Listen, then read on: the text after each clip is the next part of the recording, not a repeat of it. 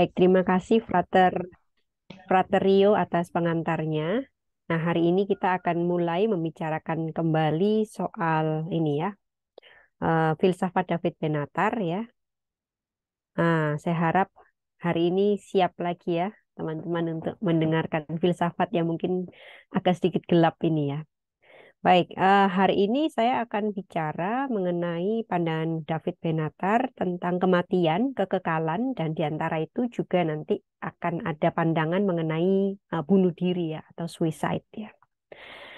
Oke, kita akan mulai dulu dengan ringkasan sesi yang lalu, baru kemarin ya, tapi mungkin untuk merefresh ingatan kembali mengenai apa yang kita pelajari kemarin itu ya.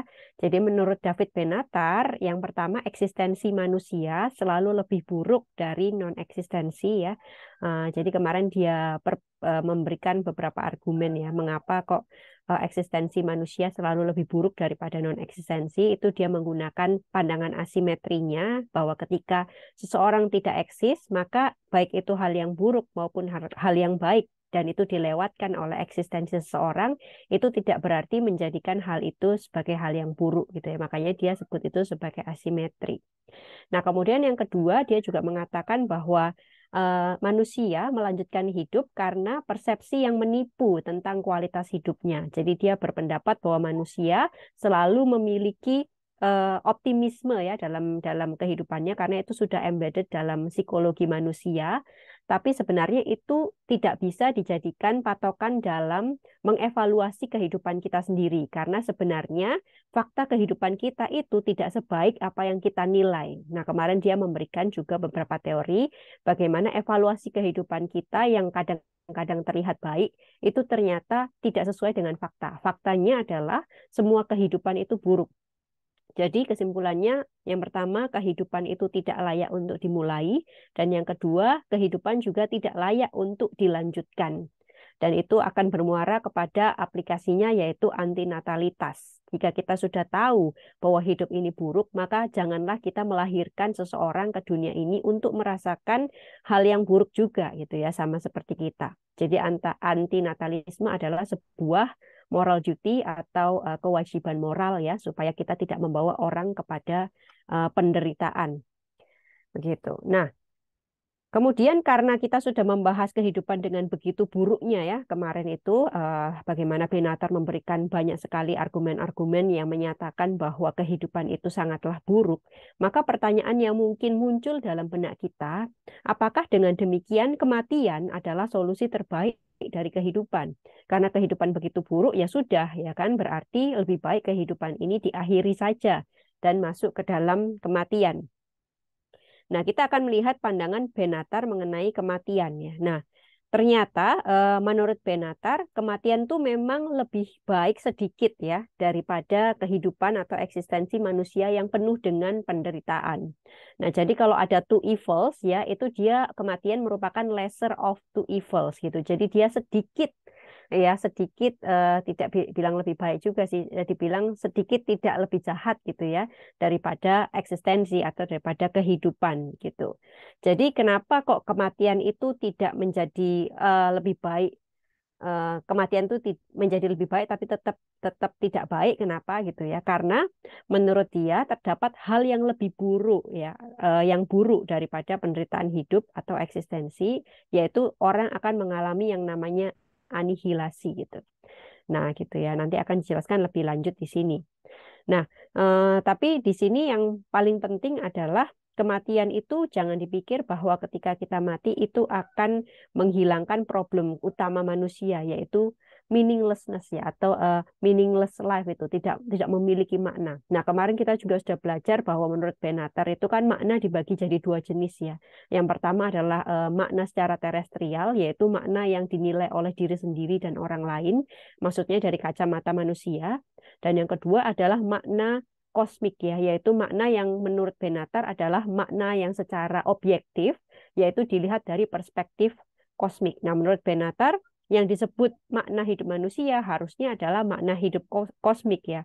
Tetapi sayangnya di tengah alam semesta yang begitu besar ini, kehidupan manusia itu sama sekali tidak berarti. Nah, bagaimana dengan kematian? Nah, sebenarnya kematian itu sama sekali tidak menyelesaikan ya problem ketidakadamaknaan bagi kehidupan kita gitu. Bahkan fakta bahwa kita harus menghadapi yang namanya kematian itu membuat kehidupan kita ini lebih tidak bermakna lagi secara kosmik gitu. Karena apa? Karena memang kehidupan ini sudah penuh penderitaan dan pada akhirnya mati dan setelah mati itu anihilasi gitu ya. Jadi itu semakin membuat kita meaningless. Dan belum lagi berbicara mengenai kepunahan ya. Jadi setelah mati, kemudian kematian bertubi-tubi dan pada akhirnya spesies manusia akan punah ya. Jadi semakin memperteguh bahwa kehidupan manusia itu memang tidak bermakna.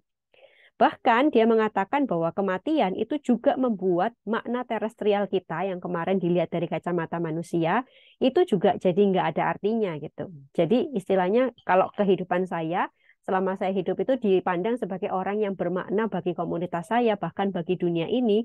Tapi ketika saya mati gitu ya, itu lambat laun saya akan dilupakan. Kenapa saya dilupakan? Toh nanti orang-orang yang mengenal saya pada saat generasi saya itu juga akan perlahan-lahan melupakan saya dan mereka juga akan meninggal. Kemudian anak-anaknya tidak mengenal saya, generasi selanjutnya sudah tidak mengenal saya. Jadi makna terestrial yang susah-susah saya bangun pada saat saya hidup itu akan dianihilasi juga bersama-sama dengan kematian saya. Belum lagi nanti semuanya akan punah. Jadi semua tentang diri saya itu akan dilupakan. Nah, jadi di sini kematian itu walaupun lebih baik sedikit daripada kehidupan, tetapi tetap adalah hal yang buruk ya, karena itu tidak menyelesaikan masalah ketiadaan makna kehidupan. Nah, di sini juga ada dua argumen yang akan kita bahas pada hari ini mengenai kematian. Yaitu yang pertama, kematian itu buruk karena itu mencabut seseorang dari masa depannya. Dan yang kedua, kematian itu buruk karena mencabut identitas seseorang karena anihilasi. Kita akan bahas terlebih dahulu yang pertama. Yang pertama adalah mengenai kematian itu mencabut masa depan seseorang. Nah, memang kemarin Benatar itu yakin ya bahwa tidak ada kebaikan ya dalam eksistensi seseorang.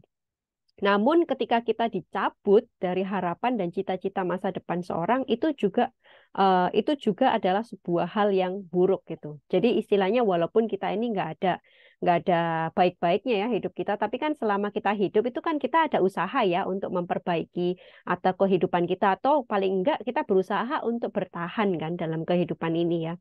Tetapi yang namanya kematian itu mencabut segala harapan dan cita-cita kita gitu. Nah, ini profesi saya sebut saja seorang dosen gitu. Saya memiliki cita-cita pengen jadi gelar profesor gitu.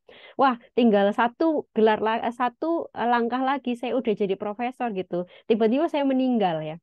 Nah, jadi itu kayak kematian tuh mencabut kita dari segala cita-cita, harapan, dan masa depan gitu. Walaupun sebenarnya itu semua nggak ada artinya, tapi seenggaknya usaha kita tuh jadinya sia-sia. Itu membuat itu menjadi buruk ya.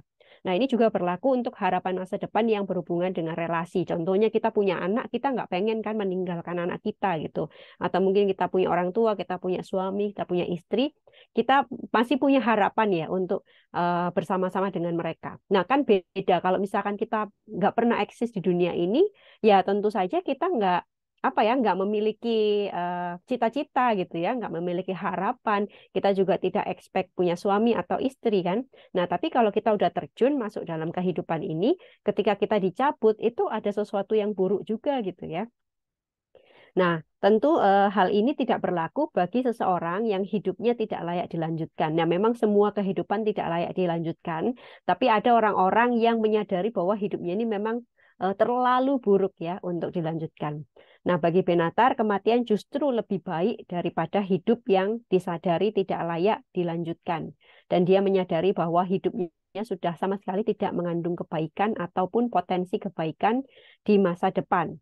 Nah, walaupun dia memiliki kehidupan yang buruk banget dan dia sadar kehidupannya buruk gitu ya, kan berarti kalau dipikir-pikir ya udah berarti kematian tuh nggak apa ya, nggak rugi-rugi amat ya. Soalnya kan dia hidup pun juga nggak berarti gitu kan, hidupnya juga buruk banget gitu. Tapi menurut Benatar bagi orang yang seperti ini pun kematian tuh tetap buruk gitu, karena itu akan mengandung keburukan yang kedua yang nanti akan kita bahas yaitu anihilasi ya. Jadi istilahnya gini, kalaupun misalkan orang yang hidupnya buruk itu dia ngerasa bahwa ya saya sih nggak kehilangan apa-apa, saya sih nggak kehilangan cita-cita dan harapan ya. Memang hidup saya nggak punya cita-cita dan harapan kok gitu kan. Tapi tetap kematian buruk karena alasan yang kedua gitu ya. Jadi tetap tidak bisa kabur dari yang namanya keburukan dari kematian. Nah, di sini ada kata-kata yang sebelah kanan ya, dengan demikian kematian tetaplah buruk dan merupakan salah satu jenis penderitaan yang sama dengan penderitaan hidup. Nah, ini menarik ya. Kan kita tuh seringkali takut sama kematian kan. Kita menganggap bahwa kematian itu adalah sebuah penderitaan yang lebih buruk daripada semua penderitaan yang ada di dunia ya. Nah, tapi Benatar itu menaruh kematian tidak lebih buruk daripada semua penderitaan di dalam hidup kita. Jadi kalau kita takut sama kematian, seharusnya kita juga takut nih untuk menghadapi hari esok gitu ya. Karena hari-hari kita itu memang penuh dengan penderitaan-penderitaan hidup yang akan kita alami sepanjang hidup. Jadi sebenarnya kematian tuh tidak perlu ditakutin terlalu lebih lah ya. Karena toh setiap hari kita berhadapan juga dengan penderitaan-penderitaan yang sama dan sama mengerikannya gitu ya dengan yang namanya kematian. Nah, kemudian yang kedua, dia juga berargumen bahwa kematian pada usia muda itu lebih buruk daripada kematian pada usia tua. Nah, ini menarik karena kan tadi dikatakan kematian mencabut masa depan seseorang. Nah, kalau orang masih muda, maka dia masih punya banyak sekali harapan hidup ya.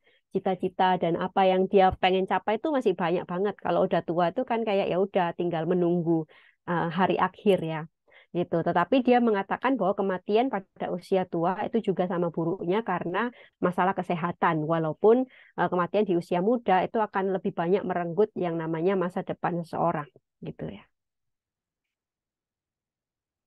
Nah, kemudian kita akan menuju ke premis keduanya ya. Kenapa kok kematian itu buruk? Yang tadi adalah karena dia merenggut masa depan seseorang. Yang kedua itu adalah karena kematian itu mencabut identitas seseorang atau yang disebut dengan anihilasi ya. Nah, kematian itu akan dialami semua orang, baik itu dia ngerasa hidupnya baik-baik saja, walaupun itu penipuan ya, ataupun yang hidupnya memang buruk. Tetapi dua-duanya ini, tadi seperti yang saya sampaikan yang pertama, tidak akan dapat menghindari nasib anihilasi. Anihilasi itu apa sih? Jadi ketika seseorang meninggal, ya udah dia tuh hilang ya. Tentu saja Benatar ini sebagai seorang yang tidak percaya dengan Tuhan ya, dia ataupun afterlife gitu kan. Jadi ya dia nggak percaya ada suatu alam lain gitu setelah kematian ya. Ketika seorang meninggal ya sudah selesai gitu. Jadi yang terjadi pada saat kematian adalah perenggutan identitas atau identitas kita tuh hilang sama sekali ya. Kesadaran kita juga hilang. Terus interest yang kemarin sudah saya jelaskan kan sepanjang hidup kita terus growing interest terhadap kehidupan kan, ketertarikan ya. Nah, tiba-tiba ketika kita mati semuanya itu hilang begitu saja. Terus bukan hanya itu, tapi keseluruhan diri manusia. Jadi benar-benar tidak ada satupun, setitik pun yang tersisa dari diri kita gitu. Termasuk di sini adalah makna terestrial yang sudah dibangun. Jadi seperti tadi, ketika dia susah-susah, udah menikah, udah punya anak, udah punya cucu bahkan gitu kan. Ketika dia mati, ya udah benar-benar itu hilang semuanya. Percumalah dia bangun relasi sebaik mungkin apa gitu ya. Jadi menurut dia anihilasi itu adalah mimpi buruk ya. Makanya kematian ini disebut sebagai sesuatu yang buruk karena anihilasi ini. Nah, kematian bagi Benatar seperti yang tadi dijelaskan di awal adalah meneguhkan ketidakmaknaan dari eksistensi manusia. Jadi selain tidak bermakna secara kosmik sudah jelas, tapi kita juga tidak bermakna secara terestrial, di mana kita juga akan dilupakan oleh semua orang yang mengenal kita, bahkan jika hidup kita ini sangat-sangat berarti ya, tapi toh orang-orang yang mengingat kita itu nanti juga akan meninggal, dan pada akhirnya semua manusia juga akan punah. Jadi memang hidup manusia itu bukan hanya perjalanan hidupnya yang buruk, tetapi juga akhir hidupnya itu juga buruk, yaitu anihilasi. Nah, di sini mungkin menariknya, apa sih perbedaan kematian dengan non-eksistensi? Bukankah ketika kita mati tadi ya, itu kan akan menuju pada anihilasi gitu kan. Nah, apa perbedaannya dengan non-eksistensi yang dijelaskan lebih baik dari semua itu, yaitu yang awal sebelum kita lahir gitu kan. Bukannya kematian itu juga sama gitu kan. Nah, ini berbeda ya menurut Benatar karena non eksistensi dia memberikan label kan good ya atau baik, sedangkan kematian dia masih kasih label bad ya. Jadi kalau orang yang nggak pernah eksis sama sekali, pasti tidak pernah merasakan ketertarikan terhadap hidup ya. Meskipun dia juga tidak mengalami yang namanya penderitaan ya. Sebaliknya, kalau orang sudah eksis, dia sudah membangun ketertarikan, membangun makna terestrial, meski di tengah-tengah penderitaan, jadi susah banget gitu ya, susah-susah. Tetapi ketika seseorang meninggal atau mati, maka apa ya, semuanya itu akan hilang gitu. Nah, kehilangan dari semuanya itu, kehilangan identitas dan lain-lain, itu merupakan sebuah keburukan ya bagi orang-orang yang pernah eksis. Jadi di sini dia membedakan antara non-eksistensi setelah kematian atau anihilasi dengan non-eksistensi sebelum kita lahir. Nah, ini ada kutipan yang saya kutip dari bukunya. Jadi seperti yang tadi saya jelaskan ya, kalau misalkan kita tidak pernah come into existence, tidak pernah eksis, maka tidak ada ketertarikan terhadap hidup ya yang telah direnggut daripada kita. Tapi kalau misalkan kita sudah eksis di dunia ini, seenggaknya ada satu ketertarikan yang diambil atau direnggut oleh kematian. Nah, itu sebabnya berbeda sekali kalau kita membicarakan non-eksistensi dengan keadaan pasca kematian atau anihilasi. Ya. Oke, nah kemudian itu adalah pandangan Benatar mengenai kematian ya. Tetapi di sini ternyata ada secercah harapan ya dari Benatar. Akhirnya dia memberikan satu pandangan yang menurut saya sedikit positif ya. Nah, dia mempertanyakan, jadi gimana nih sikap kita di hadapan kematian nih? Nah, menurut Benatar, kita harus realistis ya dan juga reasonable di hadapan kematian ini. Karena kita tahu nanti kita akan mati ya, jadi kita ini nggak mungkin bisa lepas dari yang namanya bayang-bayang kematian gitu. Jadi kita tuh harus benar-benar sadar bahwa suatu hari kita akan menghadapi yang namanya kematian dan itu adalah hal yang buruk. Tetapi Benatar mengatakan ya udah, walaupun kita itu tahu ya bayangan kematian, ya kita tetap lanjutin hidup dengan cara kita meningkatkan kualitas yang baik menurut kita. Kemudian kita juga mengembangkan meaning makna secara terestrial gitu ya.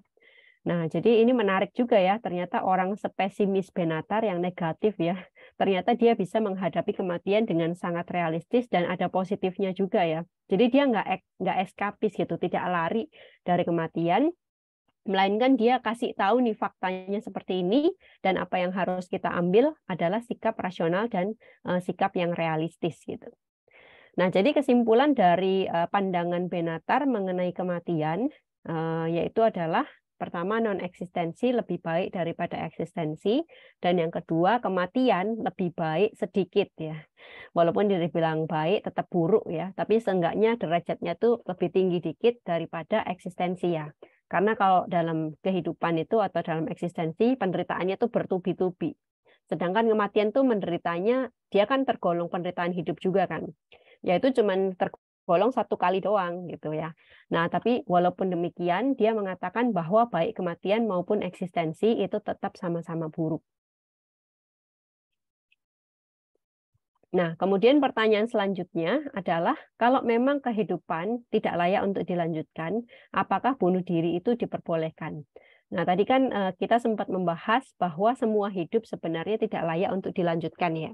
Tapi ada orang yang istilahnya dalam kehidupannya masih bertahan gitu ya, masih bertahan. Tapi ada tuh orang yang hidupnya tuh benar-benar buruk sekali gitu. Dia udah berusaha tapi jatuh lagi. Pokoknya sial terus, tragis terus, dan dia benar-benar ngerepotin orang lain ya kalau dia ada di dunia ini. Nah, kehidupan yang seperti itu ya, apakah bunuh diri itu akhirnya diperbolehkan khusus untuk kasus-kasus yang seperti ini gitu. Nah, ini kita akan masuk ke dalam pandangannya mengenai bunuh diri. Nah, menurut Benatar, bunuh diri kadang-kadang bisa digolongkan sebagai sikap yang rasional dalam menghadapi kehidupan yang tidak layak dilanjutkan. Nah, jadi ini terkhusus pada orang-orang yang memang kehidupannya itu buruk sekali ya, yang sampai dia berusaha pun, makna terestrial pun dia nggak dapat gitu. Nah, begitu orang itu sadar bahwa kehidupannya buruk dan ia sudah tidak punya lagi interest terhadap hidup, dan hidup hanyalah beban, maka preferensinya untuk bunuh diri itu bisa digolongkan sebagai rasional.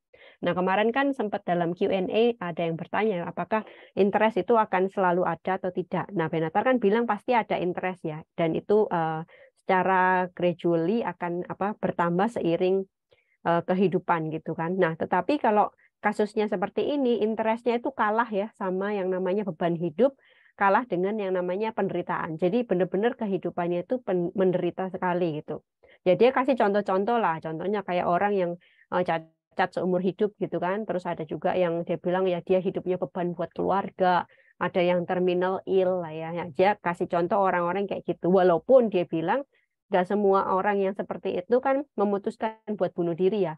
Tetapi kalau misalkan mereka memutuskan buat bunuh diri, menurut dia pilihan itu bisa dikonsider sebagai pilihan yang rasional.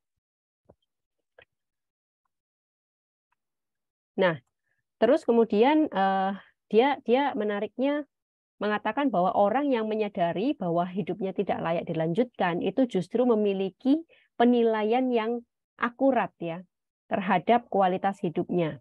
Nah, jadi dia kan mengatakan bahwa sebenarnya faktanya semua hidup itu tidak layak dilanjutkan kan. Nah, tetapi sayangnya seseorang itu selalu cenderung memiliki evaluasi kehidupannya yang lebih tinggi gitu. Istilahnya kehidupannya ini buruk, tapi karena faktor psikologis dia selalu kayak optimis ya melihat hidupnya. Padahal faktanya tidak ada satupun hidup yang layak dilanjutkan. Nah, tapi orang-orang yang sadar bahwa hidupnya itu memang nggak layak dilanjutkan, berarti dia itu memiliki self assessment yang akhirnya benar gitu ya, dan itu akhirnya akurat terhadap kehidupan ini. Namun walaupun misalkan dia sadar bahwa hidupnya itu buruk, itu tidak harus selalu decisif gitu. Artinya kalau misalkan seseorang itu sadar ya, wah ternyata kehidupanku tuh buruk ya, wah ternyata kehidupanku itu tidak layak dilanjutkan ya. Nah kesadaran ini nggak lantas langsung membuat seseorang tuh memutuskan untuk mengakhiri hidupnya. Jadi orang yang sadar itu bisa aja untuk keep going ya, melanjutkan hidup dengan kesadaran ini. Mungkin dia pengen tetap bertahan hidup dan tidak memutuskan untuk suicide, itu bisa kalau menurut Benatar ya. Nah, jadi kayak misalkan dirinya dia sendiri aja gitu. Benatar aja nulis yang seperti ini, kan pasti dia sadar dong kalau hidupnya buruk kan. Tetapi dia berkata bahwa nggak selalu orang yang nyadarin hidupnya buruk itu akan selalu bunuh diri ya, seperti itu. Nah, kemudian selanjutnya dia juga mengatakan bahwa orang yang bunuh diri itu lebih banyaknya karena kurang atau tidak adanya makna terestrial gitu. Nah, kemarin kan makna terestrial itu ada 3 ya. Bagaimana kita menilai hidup kita sendiri, kemudian dinilai oleh komunitas, dan dinilai oleh dunia. Nah, dia itu dinilai dirinya sendiri aja buruk gitu ya, apalagi komunitas dan dunia gitu. Jadi dia merasa nggak berguna, dia ngerasa tidak memiliki siapa-siapa, dia tidak merasa kehidupannya itu baik sama sekali gitu kan, nggak punya keluarga dan lain-lain gitu ya. Nah, jadi dia itu kurang gitu atau sama sekali tidak ada memiliki makna terestrial gitu. Jadi dibanding memikirkan makna kosmik, biasanya orang yang memutuskan untuk bunuh diri itu karena kurangnya makna terestrial. Nah, orang itu sebenarnya mungkin udah berusaha ya supaya hidupnya tuh bangkit ya, tetapi nggak bisa. Ternyata dia usaha-usaha pun hidupnya tetap buruk-buruk aja gitu. Nah, menurut Benatar untuk kasus-kasus yang seperti ini, maka bunuh diri itu bisa dimaklumi. Kemudian yang menarik, dia juga mengatakan bunuh diri itu merupakan satu-satunya kontrol manusia atas eksistensinya sendiri. Nah, jadi manusia itu sebenarnya tidak punya kontrol ketika dia dilahirkan kan gitu. Kita tidak ada satupun yang minta untuk dilahirkan. Nah, menurut Benatar kalau bisa milih kan kita milih aja, jangan lahirkan aku ya papa mama gitu kan. Tapi sayangnya kita nggak punya kontrol atas kelahiran kita kan. Tapi justru suicide itu bisa menjadi sebuah kontrol manusia atas eksistensinya gitu. Kita nggak bisa mengontrol kelahiran, tapi kita bisa mengontrol untuk mengakhiri kehidupan kita. Ya, jadi ini sebuah kelebihan dari eksistensi manusia sebenarnya ya, yaitu dia bisa mengakhiri eksistensinya ketika dia memang memutuskan untuk mengakhirinya. Nah, jadi sebenarnya kenapa Benatar ini mengajukan pandangan ya mengenai kerasionalan bunuh diri ini ya. Sebenarnya dia melihat bahwa terlalu banyak stereotip mengenai bunuh diri gitu, dan terlalu banyak penghakiman terhadap orang-orang yang bunuh diri, yang dibilang itu dosa lah, yang dibilang itu tidak bertanggung jawab lah, dan lain-lain ya. Jadi Benatar mengusulkan supaya ketika kita mengetahui kenyataan ini, kita tidak lagi menghakimi orang yang bunuh diri, dan kita bisa mengkategorisasikan bunuh diri tidak harus selalu morally wrong gitu. Nah, paling enggak ya itu rasional istilahnya gitu ya. Nah, menurut Benatar, stereotip bahwa bunuh diri itu buruk atau morally wrong itu terjadi karena mayoritas orang memiliki pandangan yang overestimate terhadap kehidupan. Seperti yang kemarin ya. Kayaknya kehidupan itu dianggapnya selalu baik, walaupun kehidupannya sebenarnya penuh dengan penderitaan. Nah, jadi kalau misalkan memandang hidup ini selalu positif, dianggap hidup ini adalah anugerah, hidup ini melulu kebaikan, maka kalau ada orang yang merenggut nyawanya sendiri, maka orang tersebut dianggap tidak menghargai ya hidup yang sudah diberikan gitu. Nah, jadi menurut Benatar semuanya itu sebenarnya masalah-masalah mindset aja gitu, masalah stereotip, masalah psikologis manusia sebenarnya. Tapi kalau misalkan kita mengetahui faktanya bahwa kehidupan itu ada banget gitu, kehidupan yang memang nggak bisa diapa-apain, yang memang secara rasional bisa dikatakan ya emang lebih bagus gitu untuk bunuh diri gitu ya. Nah, kalau misalkan seseorang realistis terhadap keadaan hidup, dan itu yang Benatar sedang coba lakukan supaya kita memandang kehidupan ini lebih realistis, maka bunuh diri akan dianggap sebagai sesuatu yang normal atau biasa saja lah ya, istilahnya tidak dilebih-lebihkan. Bahkan mungkin bisa dipandang rasional dalam keadaan-keadaan yang paling buruk tentunya. Bukan semuanya ya, tapi disoroti bahwa dalam keadaan-keadaan yang paling buruk dari kehidupan ini.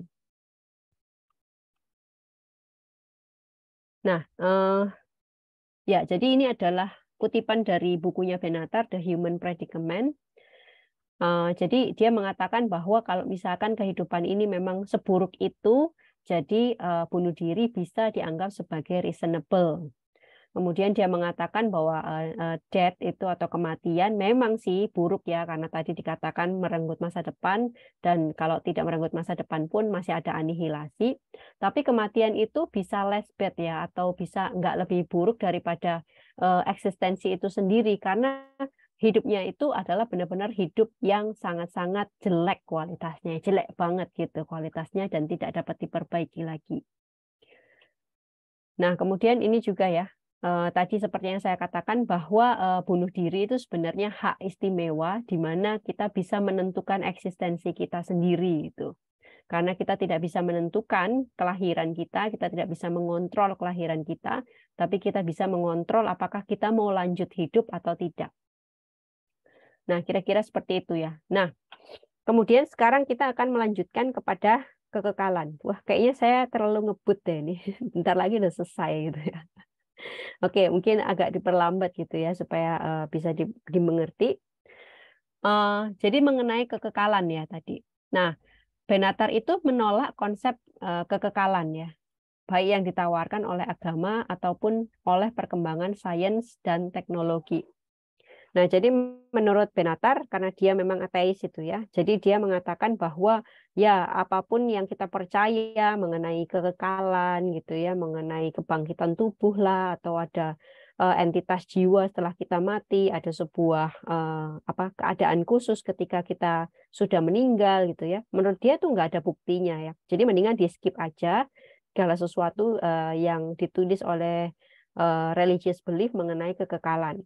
Tapi uniknya, Benatar bukan hanya menolak konsep kekekalan yang ditawarkan oleh agama ya, tapi dia juga menolak konsep kekekalan yang ditawarkan dalam sains ya. Nah, seperti contohnya cryogenik itu ya, di mana itu mereka saintis itu berusaha untuk membekukan tubuh kemudian membangkitkannya lagi pada saat-saat yang sudah lebih baik daripada saat ini gitu ya istilahnya. Nah, dia mengatakan bahwa ya itu juga yang dilakukan sains itu sebenarnya sia-sia ya.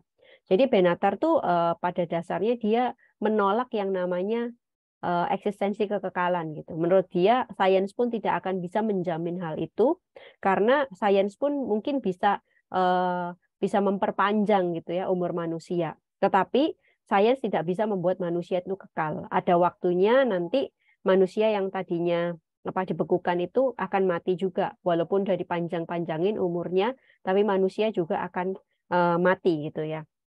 Nah, jadi pemahaman yang paling realistis menurut Benatar ya sudah, tidak usah nggak usah dipikir-pikirin lah ya mengenai kekekalan itu, karena sebenarnya itu mustahil lah terjadi gitu. Tapi ya udahlah, kalau memang mau dipikirin gitu ya, maka saya akan menulis. Nah, jadi makanya dia punya satu bab sendiri mengenai kekekalan. Tapi pada dasarnya dia itu mengatakan bahwa ya kekekalan itu kayaknya tidak mungkin terjadi.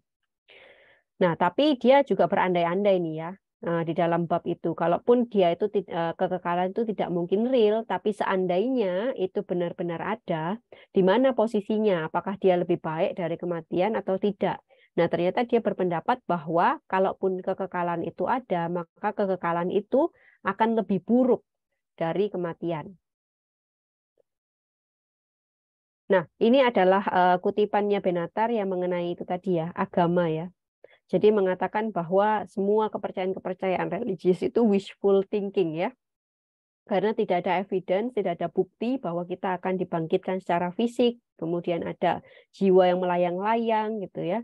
Nah, jadi dia pikir bahwa itu kayaknya hanya metafora deh atau bahasa-bahasa puisi saja gitu. Kalau misalkan itu beneran terjadi kayaknya nggak mungkin deh, karena dia kasih argumen juga yaitu dari neuroscience juga nggak mungkin, dari kedokteran nggak mungkin gitu ya. Jadi dia berpikir bahwa ya udah kita skip aja ya kalau berbicara mengenai agama gitu. Nah, mungkin kita berpikir ya, kenapa kok Benatar mengatakan kekekalan itu lebih buruk daripada kematian? Kan harusnya lebih baik gitu ya. Nah, ternyata dia itu lagi berbicara mengenai kekekalan secara umum. Ya. Nah, jadi kekekalan akan menjadi lebih buruk dari kematian jika tidak ada perubahan dari kondisi manusia gitu. Nah, jadi buruknya ini dengan kondisi bahwa kehidupan ini akan terus jalan gitu. Misalkan saya hidup sekarang, tapi saya nggak akan mati gitu. Tapi dengan kondisi yang sekarang, di mana saya masih bisa sakit, saya bisa sedih dan lain sebagainya. Nah, makanya dia mengatakan ada 3 alasan mengapa kekekalan itu disebut buruk kalau tidak ada kondisi-kondisi yang menyertainya. Yang pertama, kalau misalkan kita kekal tapi tidak ada perubahan dalam kondisi kita, maka kita kan tetap akan hidup dalam penderitaan kan. Istilahnya nggak kekal aja, baru hidup 70 tahun, itu sudah penuh dengan penderitaan. Apalagi kalau kita hidup kekal gitu. Oleh sebab itu, kalaupun misalkan kekekalan ada dan mau disebut sebagai sesuatu yang baik, maka kondisi manusia dalam kekekalan haruslah berbeda dengan kondisi manusia saat ini. Contohnya di dalam kekekalan itu kita harus tidak boleh sakit gitu ya, kita juga tidak menua, kita juga tidak mengalami penderitaan-penderitaan, tidak ada kejahatan gitu ya. Dengan kondisi yang seperti ini barulah kekekalan bisa dikatakan lebih baik dari kematian. Gitu. Nah, kemudian yang kedua, kenapa kekekalan buruk kalau tidak ada kondisi-kondisi yang menyertainya? Adalah karena bumi akan menjadi penuh atau akan menjadi overpopulasi ya. Nah, ini kembali kepada argumen dia mengenai antinatalitas. Jadi kalau misalkan kita itu kekal tapi terus-menerus beranak terus, maka suatu hari bumi ini akan overpopulasi ya, dan kita semua jadi akan mati bersama-sama gitu kan. Dan nggak tahu bagaimana menjelaskannya. Nah, makanya Benatar mengatakan kalau misalkan kekekalan ini mau dianggap sebagai suatu kondisi yang baik, ya, maka di dalam kekekalan manusia tidak boleh lagi berkembang biak gitu, atau tidak bisa lah ya berkembang biak. Nah, ini sejalan dengan pandangannya tentang antinatalitas. Nah, kemudian yang ketiga, mengapa kekekalan buruk jika tidak ada kondisi? Karena manusia tidak bisa mati meskipun ia ingin mati. Nah, jadi kekekalan itu akan buruk jikalau ada seseorang yang pada saat kondisi kekekalannya itu pengen mati tetapi tidak bisa mati itu. Nah, menurut Benatar itu adalah kondisi yang lebih buruk daripada orang yang memang sudah seharusnya mati. Maka itu kalau misalkan mau dianggap baik, maka di dalam kekekalan harusnya ada kebebasan bagi manusia kalau mau mengakhiri kekekalannya. Kalau misalkan dia bosan atau dia sudah nggak suka lagi sama hidup kekal, maka kekekalan kan dengan kata lain juga bisa menjadi buruk ya. Nah, jadi 3 tesis ini sebenarnya rangkuman ya dengan apa yang menjadi menjadi highlight dalam pemikirannya kan. Yang pertama adalah eksistensi itu buruk karena penuh penderitaan. Yang kedua seharusnya kita itu hidup tanpa memiliki keturunan atau antinatalitas. Dan yang ketiga kita ini diperbolehkan untuk bunuh diri ya, seperti yang tadi. Kalau misalkan kondisi kehidupan kita itu buruk gitu atau kita mengalami suatu hal yang tidak ingin lagi membuat kita hidup ya. Nah, jadi menurut Benatar kesimpulannya adalah jika kekekalan itu ada dan mau dianggap baik, maka kekekalan haruslah yang pertama berbeda dengan kehidupan saat ini, alias tidak ada penderitaan. Kemudian yang kedua itu harus berlaku untuk semua orang, tapi tidak ada lagi kelahiran manusia baru. Gitu ya. Nah, jadi berlaku untuk semua orang itu juga penting karena menurut dia kalau kekekalan ini hanya berlaku buat orang-orang tertentu, maka kekekalan tetap menjadi buruk gitu. Tetapi syaratnya adalah tidak ada lagi kelahiran manusia yang baru. Yang ketiga, kekekalan akan menjadi baik jika ada kebebasan untuk mengakhiri hidup kapanpun dia mau. Nah, jadi jika memenuhi syarat-syarat itu menurut Benatar, maka kekekalan kan menjadi lebih baik ya. Dan ini posisinya diubah bukan lagi menjadi lebih buruk dari kematian, melainkan kekekalan menjadi lebih baik daripada kematian. Kenapa lebih baik daripada kematian? Nah, dengan syarat-syarat yang tadi ya, maka kekekalan itu tidak akan menghapuskan masa depan kita dan juga tidak ada anihilasi. Nah, jadi kalau misalkan kekekalan itu berkondisi seperti tadi ya, maka itu akan lebih baik daripada kematian. Terus mungkin ada argumen yang mengatakan bahwa ya hidup kekal kan membosankan kan gitu ya. Terus mungkin lama-kelamaan kehidupan yang kekal itu akan menjadi tidak bermakna. Nah, tapi uniknya Benatar itu menolak ya pandangan yang seperti ini. Dia memberikan contoh dalam hidup yang saat ini aja yang belum ada kondisi-kondisi tadi, itu ada hal-hal yang kita lakukan secara berulang-ulang kali ya, tetapi itu tidak membuat kita bosan. Seperti melakukan hubungan seksual dengan pasangan kita, kemudian membaca buku ya, makan enak, minum kopi gitu ya, dan lain-lain. Itu kan selalu kita lakukan sebagai daily activity kita ya. Nah, tetapi kita tidak bosan tuh melakukan hal itu kan. Lagian kan kegiatan itu bervariasi ya. Jadi menurut Benatar kalau argumen hidup kekal itu akan membosankan, itu kayaknya bisa ditolak gitu. Karena dalam kehidupan ini saja kita melakukan hal-hal yang berulang tetapi kita tidak menjadi bosan. Terus bagaimana dengan argumen bahwa lama-kelamaan kehidupan dalam kekekalan itu akan kehilangan makna. Nah, menurut Benatar juga enggak gitu juga gitu ya. Ini tentunya yang dimaksud adalah makna terestrial ya. Ada juga hal-hal yang kita lakukan secara berulang-ulang di dalam kehidupan ini, tetapi tetap bermakna bagi orang lain. Contohnya bagi anak kita tuh mengasuh anak kita, tiap hari memberi makan sama anak kita memandikan anak kita gitu ya, kita melayani pasangan kita gitu ya. Itu kan berulang-ulang terus kan. Apakah itu akan kehilangan maknanya buat orang lain? Kan ternyata tidak gitu kan. Jadi ada juga hal-hal yang dilakukan berulang tetapi tidak kehilangan maknanya bagi orang lain. Nah, jadi di sini Benatar kembali mengambil posisi yang lumayan positif ya.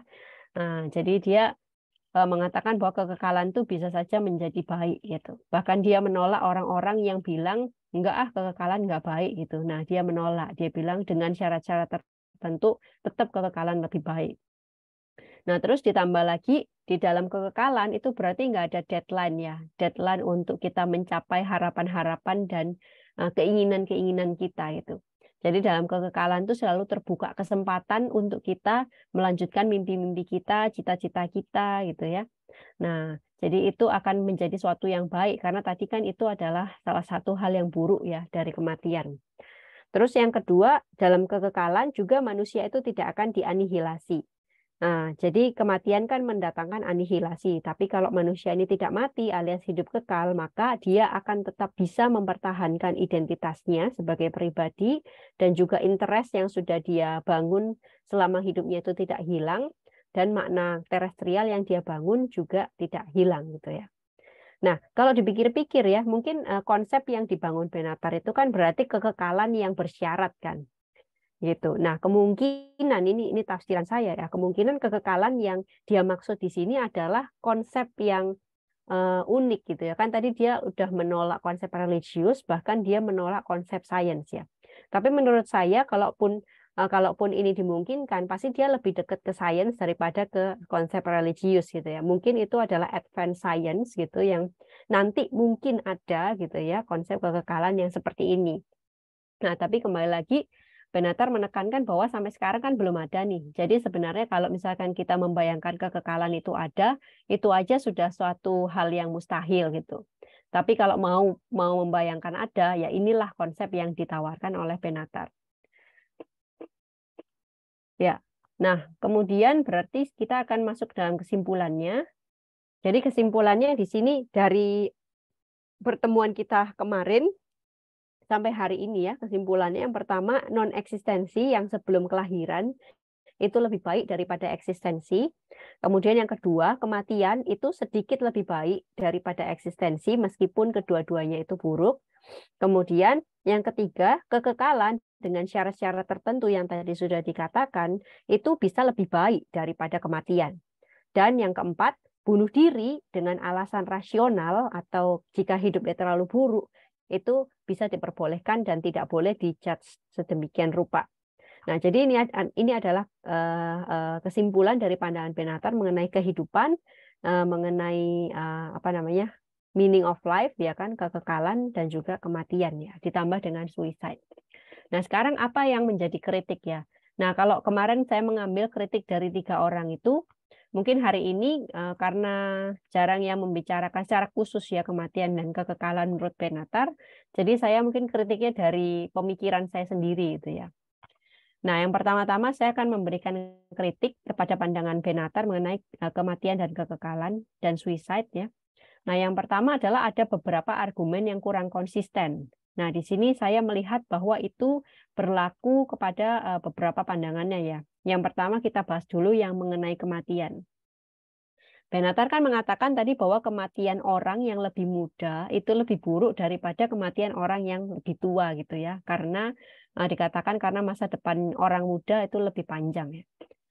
Nah, tetapi bukankah kalau mengacu pada konsep anihilasi ya, kematian orang yang tua itu harusnya lebih buruk ya, karena lebih banyak mengandung yang namanya ketertarikan terhadap hidup dan juga pasti lebih banyak mengandung makna terestrial. Kan semakin kita tua kan semakin tertarik dong harusnya dengan hidup dan juga kita juga semakin bermakna secara terestrial. Artinya kita bisa mempengaruhi lebih banyak orang daripada kalau kita muda. Nah, kalau kita mati tua itu kan juga harusnya buruk ya, seperti itu. Nah, jadi mungkin alasannya kematian lebih muda ini juga kurang apa ya, kurang konsisten di mana sebenarnya kehidupan yang muda ini juga belum tentu kehidupan yang lebih baik ya, walaupun istilahnya dia punya masa depan yang lebih panjang gitu.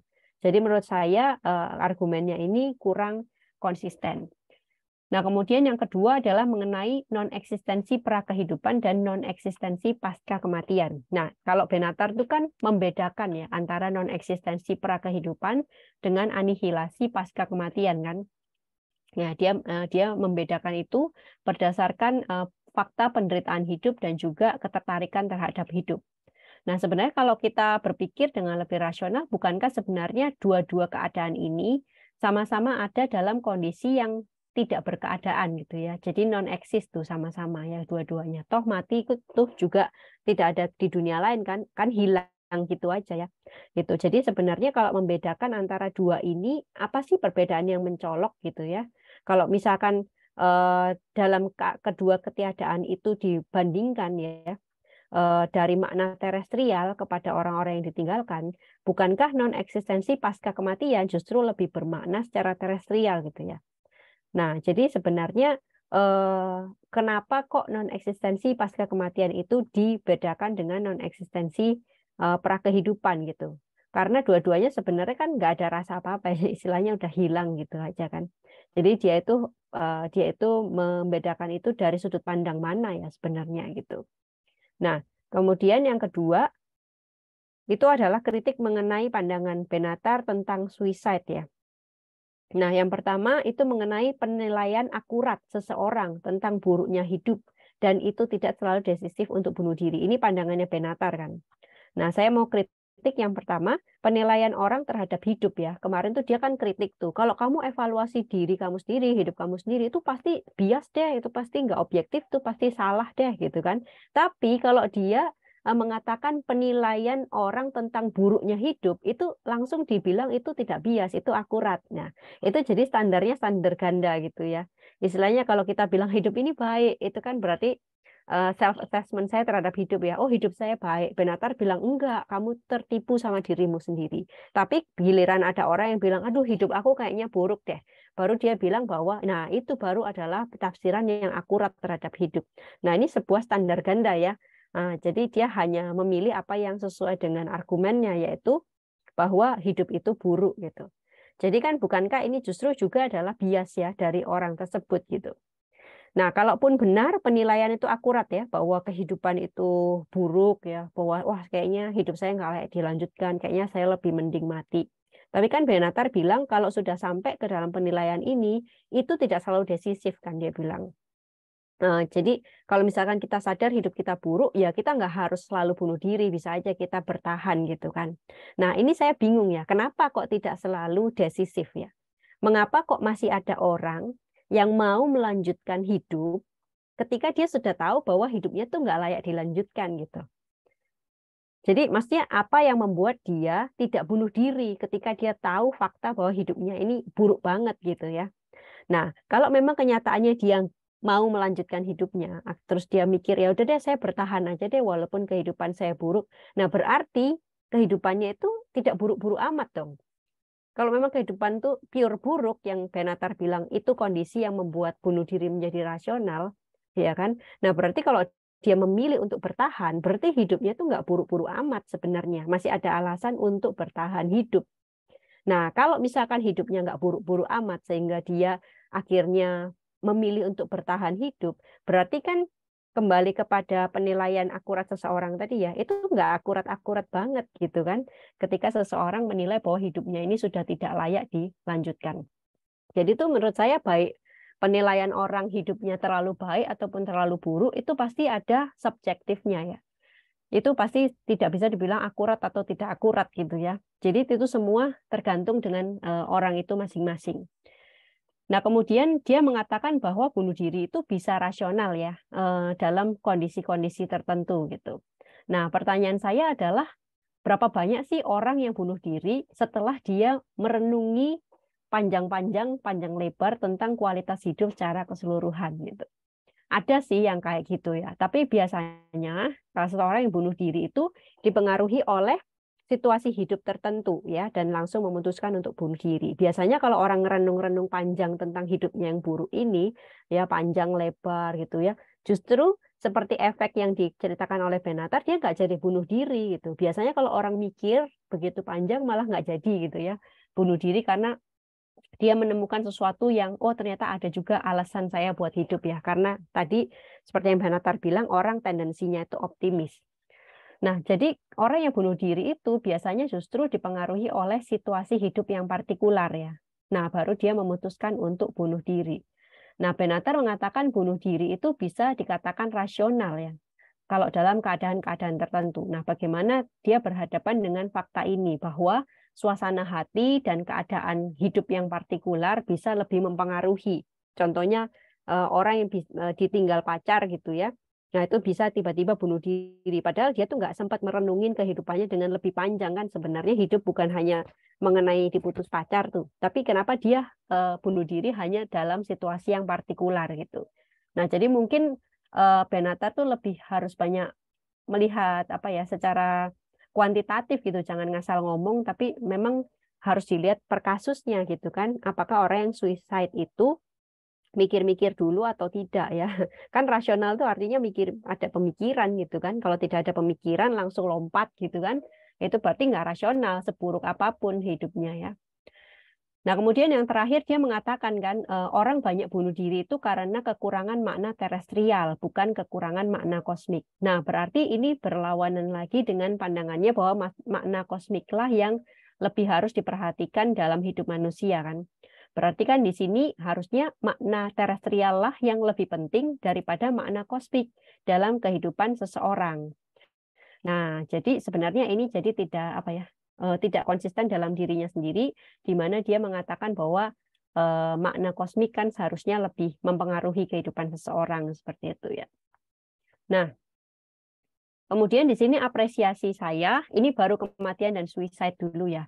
Yang pertama adalah mencegah sikap eskapis terhadap kematian dan mengajarkan sikap realistis, berani menghadapi kematian ya, menganggap kematian itu biasa aja sebenarnya. Penderitaan kita juga istilahnya itu sama ya levelnya dengan penderitaan kita sehari-hari.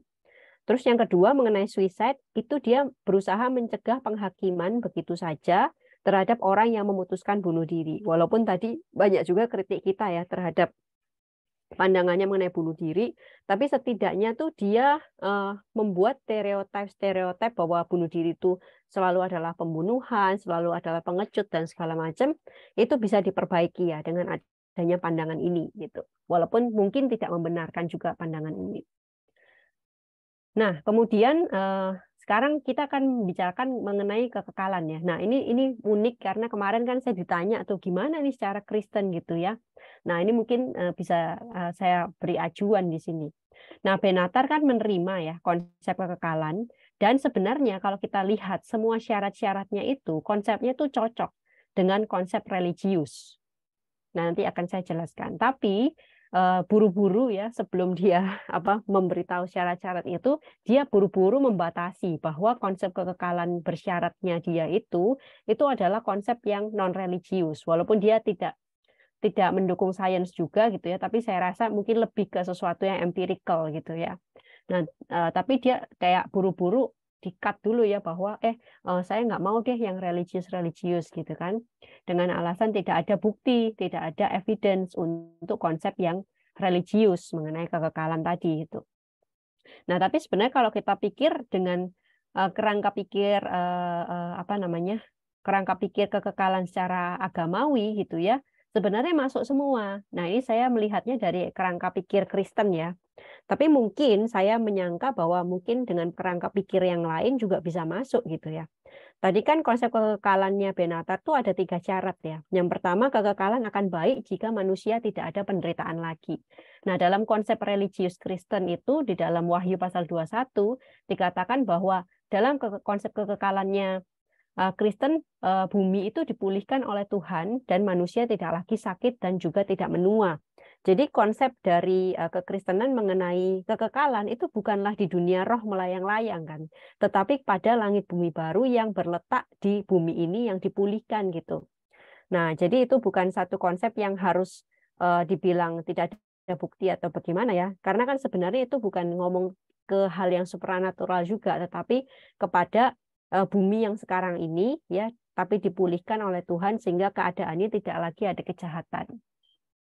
Nah, kemudian yang kedua, Benatar mengatakan kekekalan itu akan baik jika manusia tidak akan berkembang biak.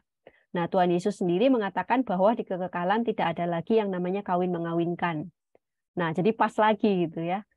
Nah, kemudian yang ketiga syarat dari Benatar adalah manusia bisa mengakhiri kekekalannya jika ia tidak menyukainya lagi. Nah, di dalam konsep Kristen mengenai kekekalan ya, manusia itu memiliki kebebasan, tetapi ketika dia sudah masuk ke dalam langit baru bumi baru, berarti dia sudah difilter nih selama kehidupannya, memang dia itu adalah orang yang mau hidup bersama Allah gitu kan, bersama Tuhan.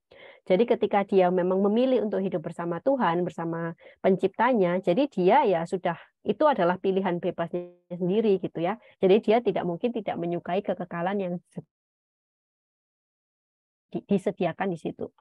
Nah, jadi menurut saya konsepnya Benatar itu mengenai kekekalan karena dia juga masih bingung dengan emangnya ada ya yang seperti itu gitu kan. Nah, menurut saya adalah hal ini tidak perlu dibatasi dengan sesuatu yang non religius ya. Nah, kepercayaan seperti ini tentu bisa dibilang tidaklah salah ya. Sebagaimana Benatar sendiri mempercayai bahwa kekekalan bersyarat itu mungkin saja bisa ada padahal dia belum memiliki bukti apa-apa ya, termasuk dalam sains sendiri, tapi dia bisa membayangkan sebuah konsep mengenai kekekalan kan. Nah, apa salahnya kita juga membayangkan sebuah konsep tentang kekekalan. Dia bilang kita wishful thinking kan. Nah, pemikiran dia juga wishful thinking kan, karena sama-sama tidak ada evidence kan sebenarnya gitu. Tapi kondisi-kondisi yang diberikan oleh Benatar menurut saya bisa cocok dengan kondisi-kondisi yang dijanjikan ya di dalam kekekalan religius seperti itu. Nah, kira-kira seperti itu ya pemaparan pada hari ini. Mungkin jika ada komentar dan pertanyaan dipersilakan. Saya kembalikan kepada Frater Rio. Ya.